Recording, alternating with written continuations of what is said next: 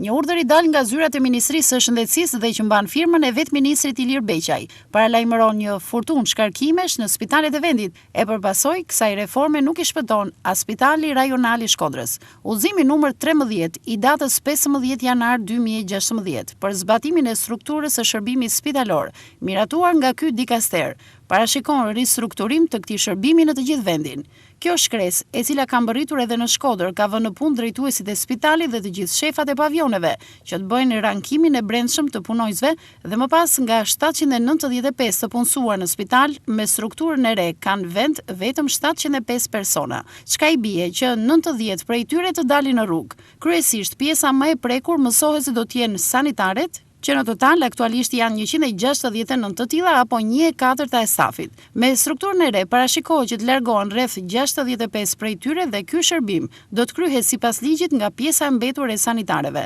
bazuar në metrat katror të sipërfaqes së spitalit dhe numrit të pacientëve që variojnë nga 110 deri në 140. Gjithashtu nga lista e të larguarve do të jenë rrobaqepësia e spitalit dhe një pjesë e administratës që është cilësuar e tejfryr. Ndërkohë disa infermier pritet vetëm të lëvizin nga pavionet aktuale në ato që ka më shumë nevoja apo mungesë stafi. Udhëzimi i ministrit Beqaj i siguruar nga TV1 Channel përcakton si kriteret të mbajtjes në punë të stafit arsimimin, rezultatet e testimit për personelin infermieror, performancën në punë dhe vlerësimet e marra nga punëdhënësi, sjellja në orarin e punës dhe disiplina. Punojësit pa masa administrative e të tjerë. Do të jenë vetë drejtuesit e shërbimit spitalor rajonal që do të vënë në zbatim këtë udhëzim, duke bërë ankimin e punojësve dhe paralelisht do të raportojnë çdo javë në drejtorinë e shërbimit spitalor dhe atë të shërbimeve mbështetëse në ministri. Brenda 2 javësh, pasi të përmbyllet ky proces, ministrit Ilir Beqaj do duhet t'i dorëzohet lista me 90 emrat e bërë kurban nga ky proces,